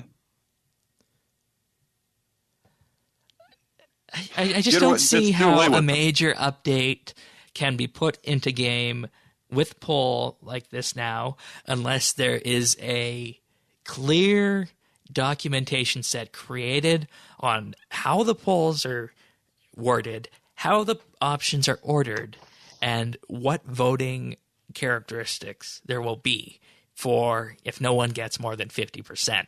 Because did we have one update in 2014, Power to the Players, that had a runoff? I don't think we did. Well, they had They had to do invention twice. Remember? Why don't they just hide the results and then put in like the game's terms of service that they don't manipulate the results? Because you they know the actually community do. based on what we've had here. It wouldn't be believed. Well, if it's in the terms of service, it doesn't matter. It still wouldn't be believed. Ugh. Yeah, I know. That's where we're at. Yeah. All right. Well, I mean, obviously, there's nothing to say. I don't know what to say. I mean, it's just utterly baffling. And let's just remove the polling center from the game now. Like, come on. Yeah. Yeah, I think that's... It has zero credibility after this. Can we agree with that? Should let players make custom-made polls and and put them into like Clan Citadel use or something. Oh boy, that's pretty funny. That's really funny. Anyways. Elite skilling outfits are back on Treasure Hunter this week, so you'll have a chance from the 5th through the 10th to get some of the outfits. The 5th was the Eternal, the 6th is the Shark outfit, the 7th is the Divine Simulacrum outfit for Divination, 8th is Camouflage for Thieving, 9 is Garaggio for Dungeoneering, and on the 10th you'll have a chance to get pieces from all of the outfits. And as a reminder, these are the outfits such as the Rune Ethereal, Shark outfits, and Divine outfit that can be made using Invention Now in-game. So not so much of an emphasis to complete these outfits as there was in the past, but still nice to have a chance to picking a few of these up over the weekend. So, all right. Ready to move on to our question? Yeah. Okay. Mm-hmm. Yeah. This is from Tyler. Given the recent Constitution and Attack pet polls and ensuing drama, I'm curious to know which ones are your favorites. I personally really enjoy the Red Panda Constitution pet, as it would cause for the inclusion of a new type of animal to the RuneScape world, increasing the biodiversity of the cute little critters that we are seeing running around. Behind players. Happy podcasting from Tyler. Okay, so you guys both, Mr. Beaster, you said you don't care, right? Yeah, I'm sorry, Okay. Tyler. I really don't care. All right. Tanis? That would have been probably a close second for that skill was the Red Panda, because it would be different. Yeah. But, And he's currently in third right now. yeah.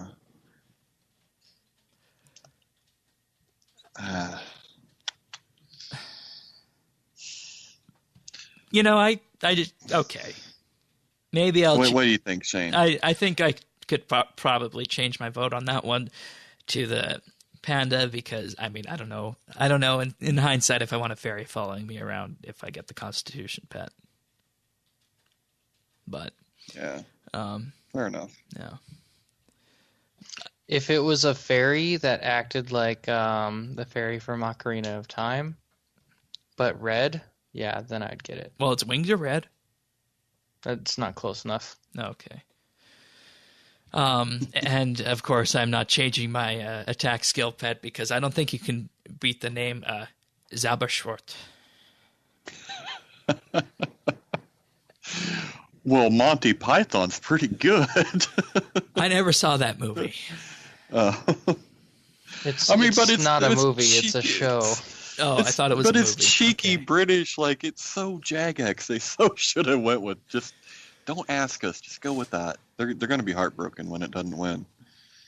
Yeah, they've made movies like The Holy Grail. I think that's what you're thinking of. Oh, probably. But- Probably. Yeah, they were a show. Well, I mean, maybe there's another way to add the red panda to the game. I don't know. But I think Tyler wants everyone to vote for the red panda. If you guys are hearing this and want to throw your vote away, you can vote for the red panda. So I will vote for the red panda just for you, Tyler. there you go.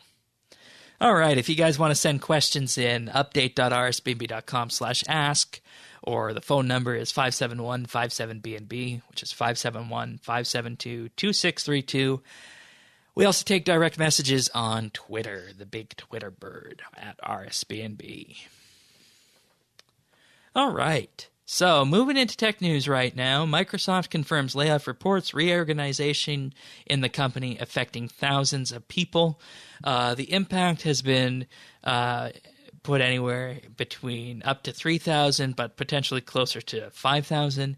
CNBC reported the smaller number of 3,000, adds that around three-quarters of the cuts will occur outside of the U.S. Microsoft isn't saying anything specific yet on numbers. They only confirm that they began the process of informing employees about job losses, and the only thing we know is that it'll be in the thousands. The main reason for this is, quote, Microsoft is implementing changes to better serve our customers and partners, and today we are taking steps to notify some employees that their jobs are under consideration or that their positions will be eliminated. Like all companies, we evaluate our business on a regular basis, and this can result in increased investment in some places and from time to time redeployment in others. So the idea behind this and what people are theorizing is that it's a part of a reorganization that shuffles the sales team around, redirecting focus towards more cloud-based services, and shifts up sales to be enterprise and consumer-based, including small and medium consumers. So, I think it's no surprise that Microsoft has a huge focus on cloud services these days. That is, services that you don't necessarily need to buy physical hardware for or physical software. And Microsoft needs to do this because their new business clients want the cloud services, whereas their traditional clientele in the enterprise used to focus on things like government, oil, and gas companies as well. So, quite interesting to see Microsoft doing this, and I think do you guys think it signals a shift in the way it works for for what enterprise is going to be looking for? I think we've already been seeing the shift, and I don't think it would be correct for anyone to say that what Microsoft's doing in order to better their business is wrong, as their stocks don't lie about it. Right.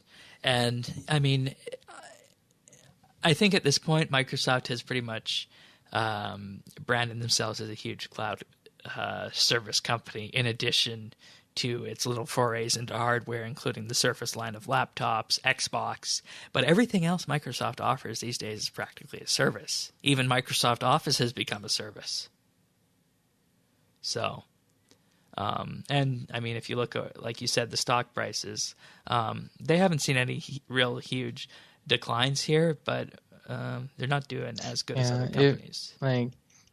If you go back like a few months, they're still trending up, so they're not losing anything. Yeah, it's probably a preemptive move more than a reactive move.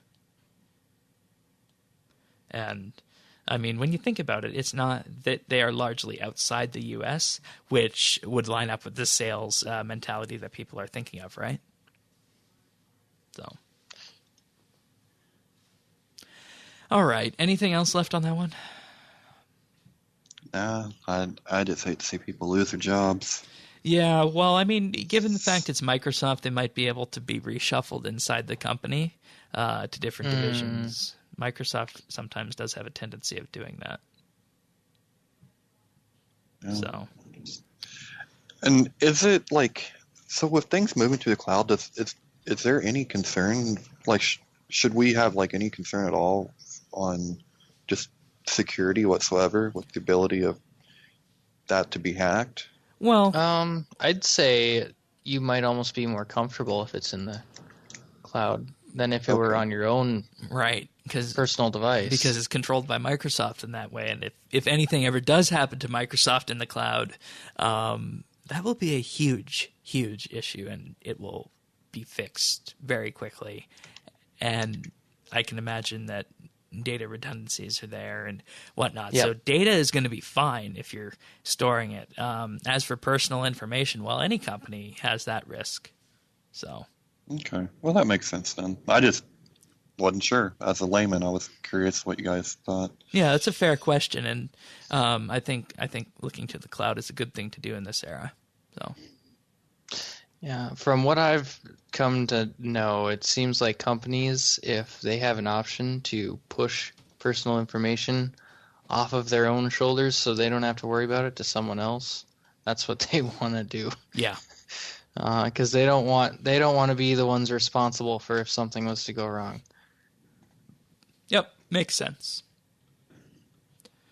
All right. Next tech news story is for you guys, the gamers out there. Grand Theft Auto 5 modding tool Open4 is back, but the Liberty City project that was attached to it is dead on arrival, mainly due to IP issues.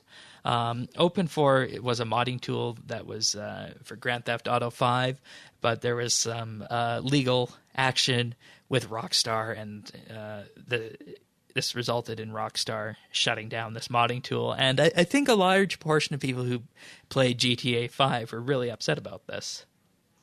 Yeah, this was, I mean, so the whole story was kind of unfortunate. A matter of just a couple weeks after the CEO of Take-Two had said they were under monetizing GTA Online, Take-Two comes out and does a cease and desist to Open4 and several other modding tools using, and it's not an excuse. I mean, it's legitimate, but it didn't work in Open4's case. But they said this is giving people the ability to hack online. They don't want anyone messing with that. They sell their shark cards. You can't have people coming in there just spawning money or being just disruptive, because there were things that people could do to other players. So that's bad for business. That's no good. But Open4 is only for single player mods. It was never. I mean, it's not supposed to be online at all. Like if you try to go online, your game will just crash. So I don't know what the back and forth was with that. Anyway, when Open4 did when Take-Two, there's a lot of players in this story. Yeah, Take-Two does the cease and desist. Rockstar kind of comes out and they make a real kind of bland statement at first, and the community erupts. And GTA 5 was I had over, I think it was a 93% rate on Steam, and within a few days it has now it dropped. It just dropped like a stone. We're talking a 60%.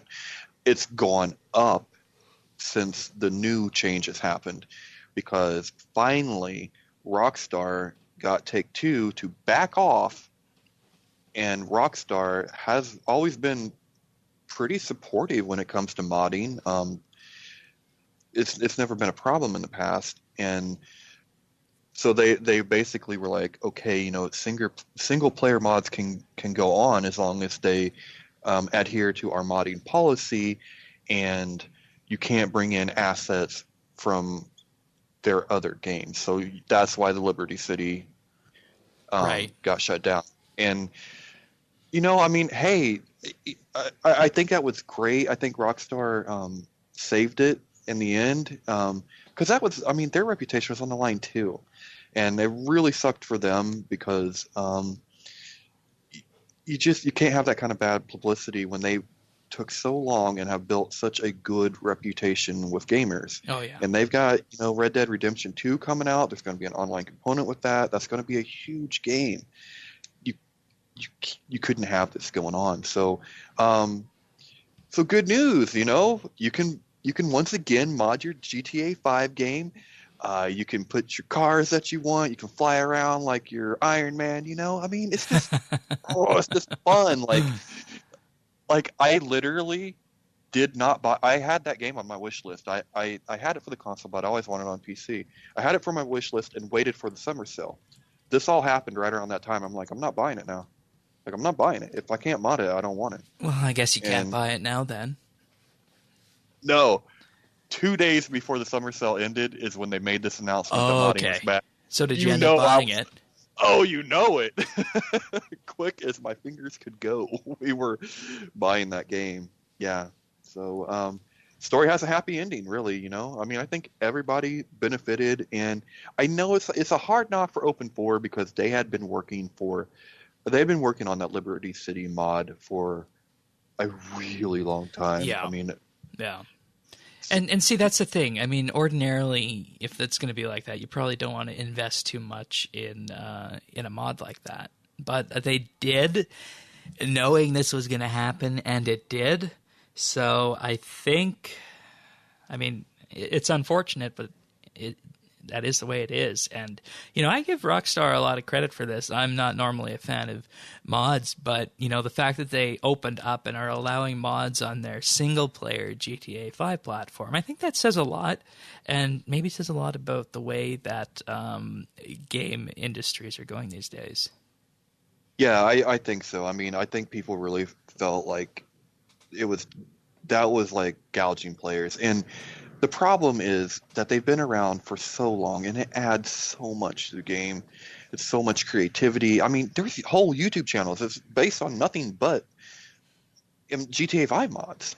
I mean, it's just arguably what's left for that particular game, being so old now. Yes, and it keeps it alive. I mean, and you know what Rockstar could do? I mean, I don't know. Maybe they're doing this behind the scenes, but if Open 4 made a really awesome Liberty City map, and buy it. You've never released single player DLC. Hell, I'll buy it. Give me a chance. Give the community a chance. We'll buy it. You know what I mean? Like, they're just, you don't have to like totally take it away, but I don't know. I'm happy. I give Rockstar credit, and I'm happy it's back because, I mean, I'm cruising around with Airwolf, man. Airwolf in the General Lee, and like Lamborghinis. Oh, so cool. And it's taught me a hell of a lot about like being able to do this, because I didn't know how to do this 2 days ago. And so to get that deep into your files and change things around, I think it's been pretty cool. All right. Oh, that's good. I'm glad you're enjoying yourself. And oh yeah. Be interesting to see what players come up with for this. So, all right.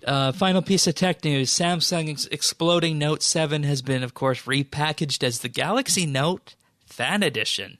The phone went on sale this week in Korea. They say it has a perfect safety with the new battery and will cost 700,000 South Korean won, which is roughly 470 Great British pounds, approximately 2/3 of the original asking price for the Note 7 when it goes on sale Friday. The Note Fan Edition will be made from salvaged parts and will be limited to just under 400,000 units initially, with overseas sales planned to be determined later. That cracks me up. When you said that, and then you said for opening up to the Korean market, I was like, are we sending North Korea? Like, are these cell phone bombs? Like, what is going on here? I mean, seriously. This all started in late August and early September last year when the phone started exploding, totaled a few Jeeps, and it eventually got to the point where Samsung stopped sales and recalled the entire line and basically accepted it as a lost year on the Note end. And it, of course, also went to various transport regulations as well, and that there were notifications when boarding a plane, notifications at airport security that you could not travel with a Note 7. So, of course, anyone who still has one of these still should return it to Samsung. I hope everyone out there who did have one has returned it. But, you got to give Samsung credit for repackaging an old device like this and calling it, of all things, the Fan Edition. Like, that name, I don't know. I don't know what it is about good that on name. them. It just gives me a kick. The Fan Edition. I know.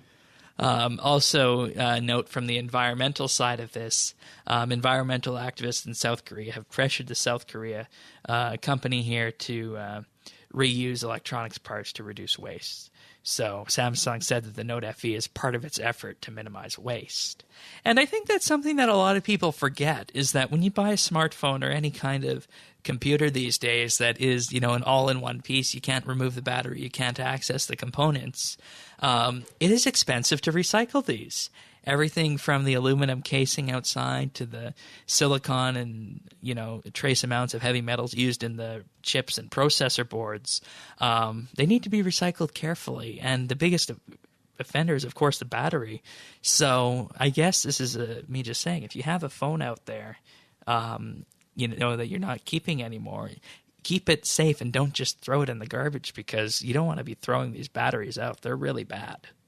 So it's good that Samsung is doing this, and we talked a couple months ago about Apple's recycling options that they have for recycling devices as well. So if the Samsung Fan Edition or Samsung Galaxy Note Fan Edition comes to North America, would you guys be interested in purchasing? No. In fact, I'm actually, and I can't believe that I'm saying this, but I'm moving away from Samsung and I'm moving towards the Google products. Oh, not iOS. Too bad. No. Heck no. Why in the hell would I ever move over there? One day perhaps. But anyways, it'll be interesting to watch what the sales look like on this device and see if it makes its way to North America. All right. So let's talk a bit about June, and specifically our Informer Roundup. You guys both have your Informer articles out. Mr. Bistro's Letter to Angry Players, which came out last month. That was an enjoyable read, as well as Tanis to JX Slate 120. I think you guys were both on point with that. Colton was in with the first part of a series on the Desert Pantheon and the Minor Gods. And Alex talked about the graphical beautifulness of Menaphos and what exactly Menaphos ended up being, which we all know the answer to that by now. We also had the guest article from Parnassius, Menaphos, the good, the bad, the awesome, and the very, very ugly. Was Magister the good, the bad, the awesome, or the very, very ugly this week, you guys? Depends on how you're approaching the update, really. I think it would be neutral. Good. Yeah, it's good for the play style. It's bad for everything else. Yeah, I mean, it's closer to good than bad, but it missed the mark. I don't know. All right. I don't know. I can't call it good because I don't know. It's not bad, though. All right. Also, June was Apple WWDC month, where Apple announces software changes and platform changes. I wrote something entitled Make Apple Great Again, 2017 and Beyond. Which is something they need to do. It's a good article, Shane. Yeah. Yes. And, of course, we had the Slayer Skill of the month with which, oh my God, that was a impressive competition. So we start off the month, and the Lion is in first place for the first week, with Thieves and yourself, Tan, is battling for second. Yeah. You guys looked like you almost tied one day. Then you and Thieves continue to battle it out while Lion maintains a linear trajectory. Then, on the 10th of the month, Thieves goes away for 12 days, and you take second place. Yeah. Then, meanwhile, while Thieves is away, Parnassius continues, and Parnassius takes third place, overtaking Thieves. So Thieves has fallen back to fourth at this point by the 23rd when he returned to the game. Then, Thieves kicks it into top gear, and oh my, he just shoots up like a rocket from the 23rd to the 30th, moving past Parnassius, past Utanis, past the Lion, to take first place with 24.1 million XP gained, gaining 3 million XP over the Lion. Yeah, that's good on him. Good on him. This is the definition of what what a truly competitive skill of the month is. And I realize there's a bunch of you guys down below in the lower half of this group, but oh my, this must have been intense. Yeah, it's such a marathon. It's what ended up killing me. The last week, I couldn't do it. I wanted to, but like I got so burnt on slaying, I couldn't. It's like I'm used to competing. But like my clan competitions are like a week, and a whole month, man. It hurt. I'm not gonna lie. It hurt. Yeah. No. Well, so much everyone experience did in great. one day. How much in one day did he get? It looks like it's 5.5 million on the last day. Yeah, that's significant. Oh boy. Well, completely opposite. We do have a magic skill of the month, which has 4 competitors, and I guess everyone's burnt out from thieving.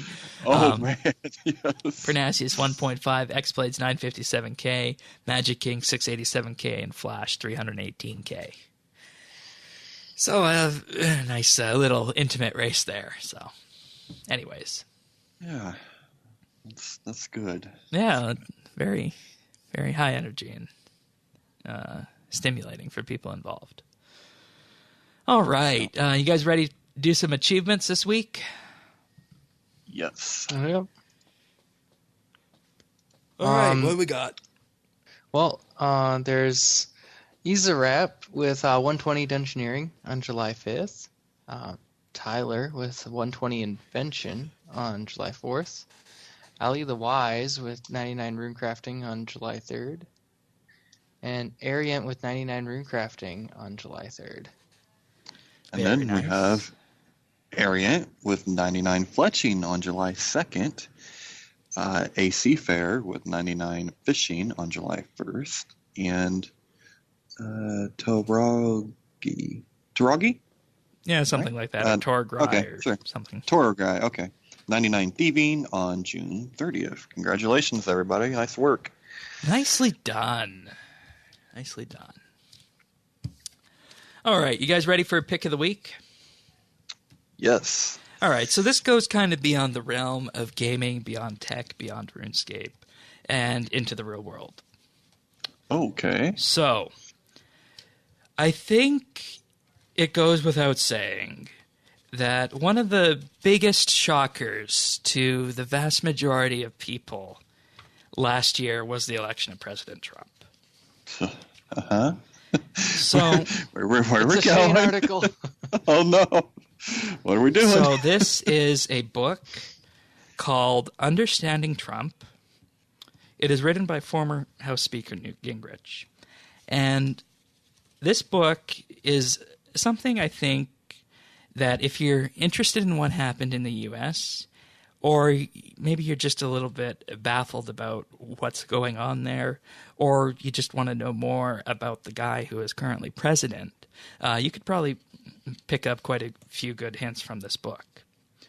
It's broken down into 3 parts. The first part is about Trump himself. The second part is about his rise and the campaign. And the third part is about what his administration will potentially look like.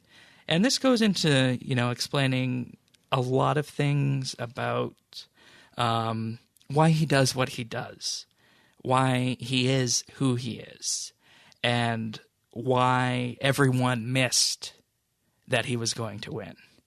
So I bring this to you guys as a pick of the week, not because I'm trying to push a specific agenda or something. We don't do that at this podcast. I don't think we have an agenda when we come and record this show, do we? Mm-mm. No. So the thing behind this is that I feel that there's a lot of understanding that needs to happen, and there's a lot of confusion, I think, still about what's happening in the U.S. And this is a good start to understanding what's going on there. You can find it on Amazon, bookstores, Kindle, you name it, everywhere.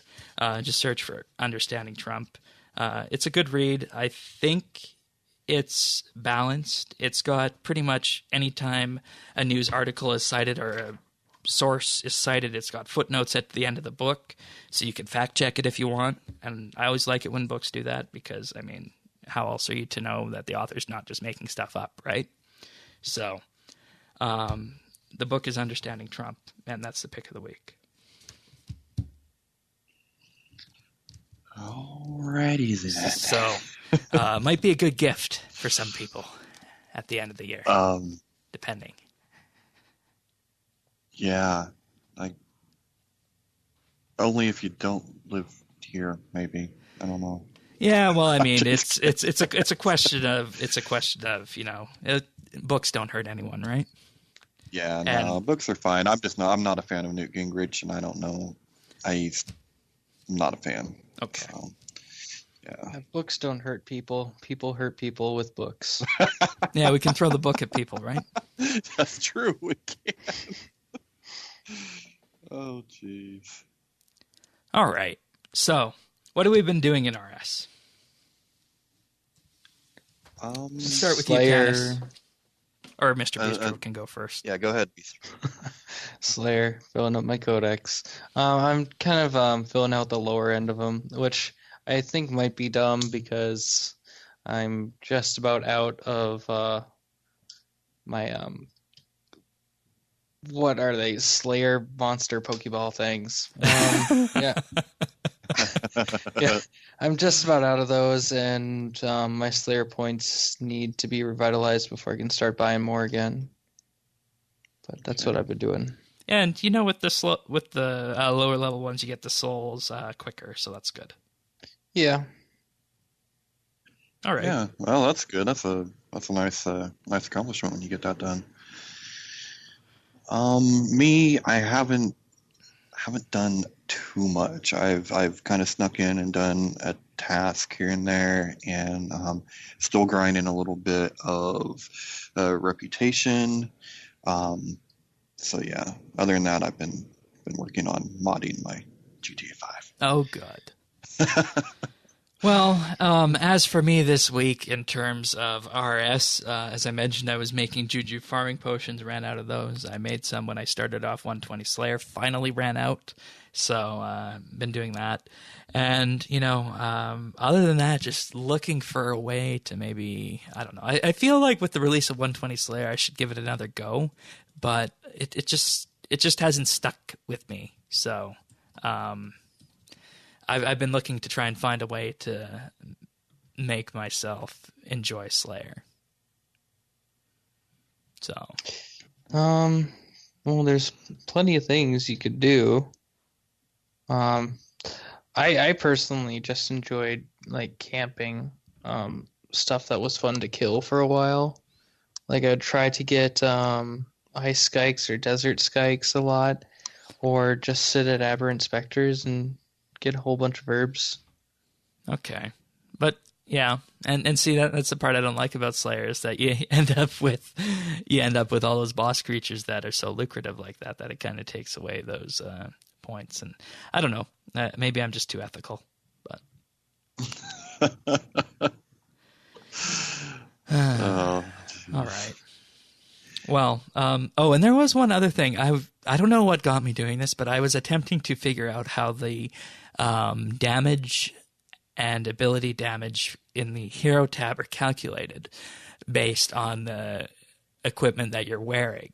So if anyone out there knows how these are calculated, please do let me know. I looked at some resources that appeared to be on the RS Wiki, but those equations didn't look to be correct. So if anyone out there knows how the damage figures calculated in the hero interface work, please do let me know, because I would love to know about that. I don't know what got me on that. It's not like I'm starting a project or anything where those are needed, but it was just something that trying to get into Slayer, I was trying to maximize some things and find some calculations. So, you guys ever look into those, or do you guys just go for whatever provides you the highest number? I've never really looked into them. All right. Yeah, I haven't really looked into them either. All right. Fair enough then. Well, With that being said, that's it for this episode of Update. Thank you both for being here for the last month and a bit. You guys have really done a great job on this Metaphos coverage, and I think the listeners will agree with that. Oh, well, Yeah. thanks, Shane. I've had a blast. It's been great. Thanks to the community. I've had a warm welcoming, and I just want to throw something back to one of the other co-hosts, kind of a legacy thing. But as far as I know, Earth has been saving up. He's got around like 957. So Earth is for you. No. There you go. Oh, you just had to do that. I did. I didn't forget. Wow. Wow. Okay. And of course, Mr. Bistro, it was nice having you back after we did your quarter and a bit at the tail end of last year. So It's been amazing. Yeah. Yay. all right. Well, with that being said, we do have some off RuneScape content planned for the month of July. We'll be back with full RS discussions and whatnot in August. We don't intend to discuss too much this month aside from the achievements update when that arrives, because we're just going to try something. So we do have a couple of episodes lined up this month that are going to be very interesting that I can tell you about right now. One of them is going to be focusing in on Overwatch, which is another game that we're all very fond of here at RSBANDB, and the other one is Star Trek Online, because we've never done a podcast on those two games as if they were our core meat of the matter. So one week will be dedicated to Overwatch, another week will be dedicated to Star Trek Online this month, and the other week will probably be filled in with achievements discussion and any other RS stuff that comes up that week. So I'm going to do things a little bit differently this July, but we'll be back in August. The co-hosts are already lined up for August, and they can't wait to be on the show. So with that being said, awesome. We'll see you next week, and thank you for sharing your time with us. Bye-bye. Bye.